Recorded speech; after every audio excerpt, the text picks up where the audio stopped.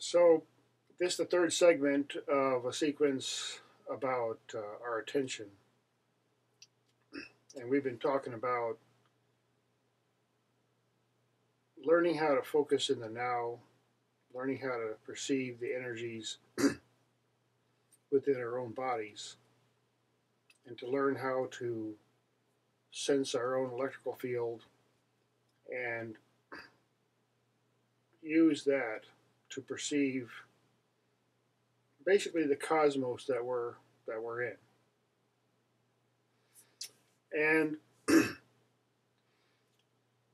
I keep talking about perception and attention because I think it's really, really important. It's something that's overlooked.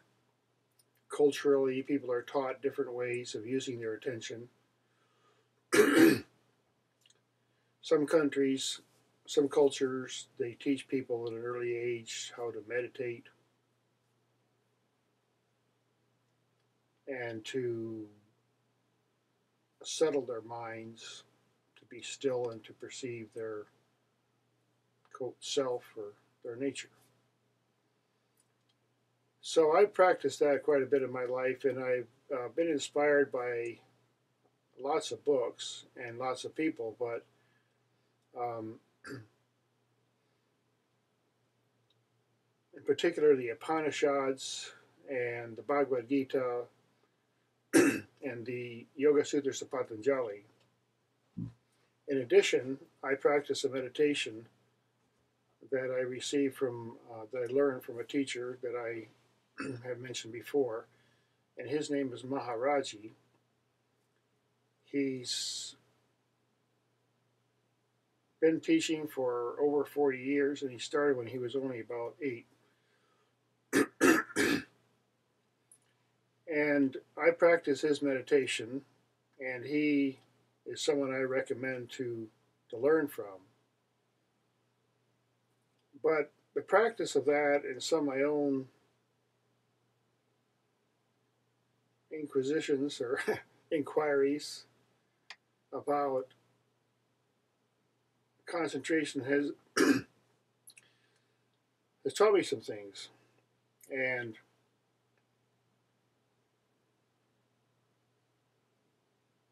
one of the most important things that I've learned is just how important our attention is. We ask ourselves, who are we? What are we? And when you learn, you realize that what we are, even if we just say, I'm here I am, I'm this guy, this person or whatever. But you look at it very carefully and you realize, well, that's pretty astounding, don't you think? Every human being, everybody's walking, every single person walking around is a walking, priceless, unending, almost unending sequence of miracles. Breath by breath is happening, and every moment we have awareness, and every partial moment. Now, our intuitive and full system as a human being, we can take in a lot more information than we can process. It's like a computer. Using an analogy, you take in so much information in such a period of time. Now, how do you process that? Now, I'm using an iMac, and it processes this video, and the electrons moving about are happening, and it's incredible. What also is happening is that I hear all this physical equipment,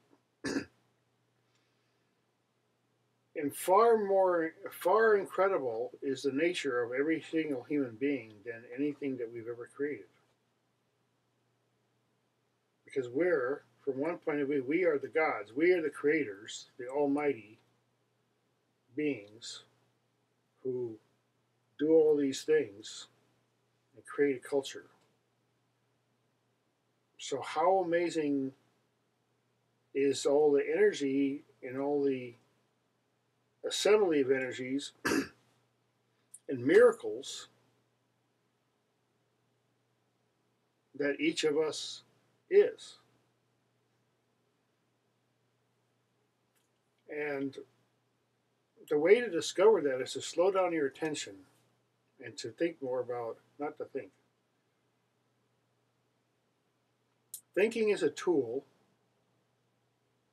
that is used by a greater awareness. Now, think about this for a second. In many of the scriptures, and even in esoteric teachings, people say God is light, light is awareness, the light of the soul is light. And then, okay, we skip all that, and then we go to modern science and we say, well, the universe is filled with light, and there's light is omnipresent, and light, now, consciousness is like light. Light will instantly distribute itself. And it's happening so fast that even the physicists know, they put it on the blackboard, blah, blah, blah, blah, blah, this happening is this frequency, and we know red is this frequency, and blue, and blah, blah, blah, all blah. We know all the technical details of it. But the light, the energy, and there's light in every atom, is the awareness. So we have an awareness, and the sages say our equipment that we have, human beings, all the various parts of our brain and our whole mechanism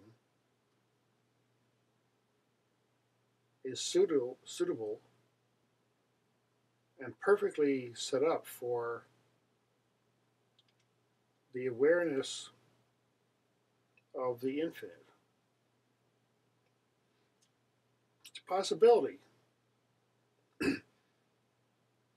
So the ability to expand, and by expand meaning just become aware of more, be more aware of time, be more aware of the subtleties that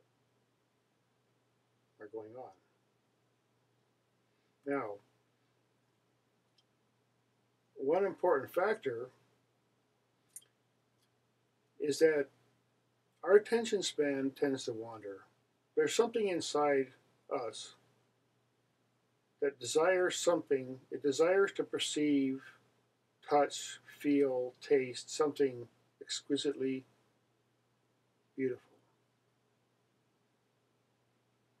Because the harmony, the infinite harmony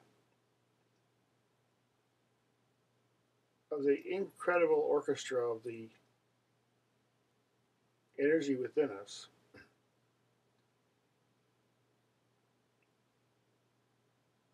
is the attractor, because we have to have something to focus on. And people try to meditate and they try to focus on something, an object. But you can't. You have to focus on something that's attractive, something present, something close to you, something that doesn't disappear. So now we're going to go into this more about what we need to concentrate and how to meditate and how meditation can be easy.